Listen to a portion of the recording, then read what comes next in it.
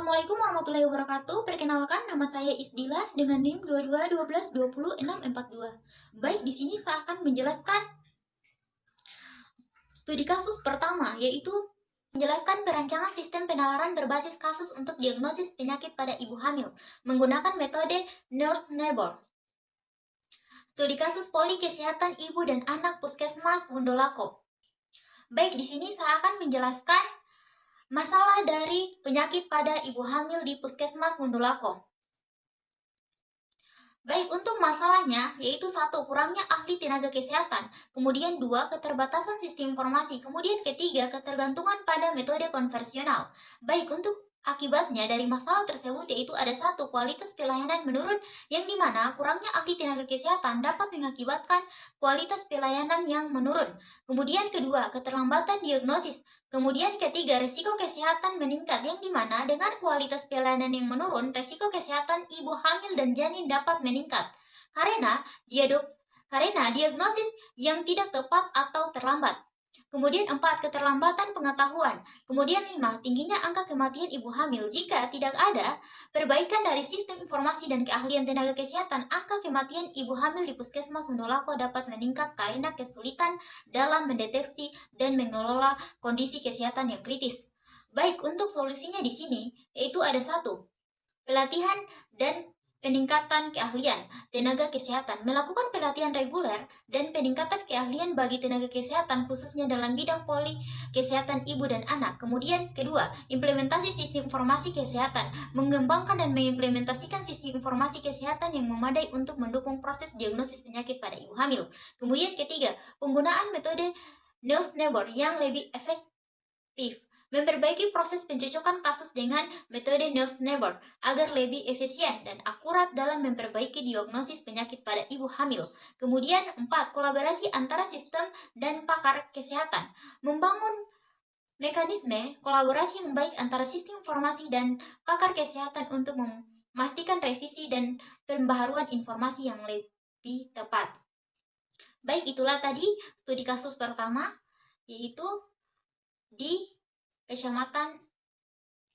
Baik, itulah tadi penjelasan dari penalaran berbasis kasus untuk diagnosa penyakit pada ibu hamil menggunakan metode Nurse-Neighbor. Studi kasus yaitu poli kesehatan ibu dan anak Puskesmas Wondolako. Baik, kemudian saya di sini akan menjelaskan. Baik, Assalamualaikum warahmatullahi wabarakatuh.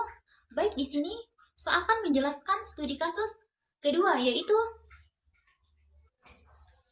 sistem pendukung keputusan penentuan kualitas beras menggunakan metode Wegit Produk atau WP. Baik, untuk masalahnya di sini yaitu 1. Kesulitan menentukan harga jual beras. Pemilik penggilingan padi mengalami kesulitan dalam menerapkan harga jual beras. Karena variasi kualitas hasil panen padi, variasi ini disebabkan oleh faktor-faktor seperti musim yang tidak menentu dan serangga hama yang dapat mengganggu kualitas beras. Baik, untuk sebab-sebab dari masalahnya yaitu 1. Variasi kualitas hasil panen dipengaruhi oleh faktor-faktor seperti kondisi cuaca yang tidak stabil dan serangga hama. Kemudian kedua, ketidakpastian kualitas beras, hasil dari variasi dalam kualitas panen padi. Kemudian akibat dari masalah, yaitu kesulitan menentukan harga jual yang adil. Kualitas beras yang tidak stabil membuat sulit bagi pemilik penggilingan untuk menerapkan harga jual yang sesuai. Hal ini dapat mengakibatkan penurunan keuntungan atau kesulitan menjaga hubungan yang baik dengan para petani. Kemudian kedua, ketidakpastian bagi konsumen dan pedagang grosir. Konsumen dan pedagang grosir memerlukan konsistensi dalam kualitas beras untuk menjaga kepercayaan dan kepuasan pelanggan mereka. Kemudian solusinya di sini yaitu 1. Pengembangan sistem pendukung keputusan atau SPK, membuat aplikasi atau sistem untuk mengukur kualitas beras secara otomatis. Sistem ini akan mengukur parameter seperti kadar air, ukuran butir, warna, dan kebersihan beras yang akan memberikan gambaran yang lebih akurat tentang kualitas beras yang dihasilkan. Kemudian kedua, manfaat sistem pendukung keputusan yaitu dengan melihat data yang lebih akurat tentang kualitas beras, pemilik penggilingan dapat lebih mudah menerapkan harga jual yang tepat dan adil. Ini juga dapat membantu dalam menjaga konsistensi kualitas beras yang mereka tawarkan kepada konsumen dan pedagang grosir. Baik, itulah tadi hasil paparan dari saya, kurang dan lebihnya mohon dimaafkan. Saya akhiri dengan ucapan wassalamualaikum warahmatullahi wabarakatuh.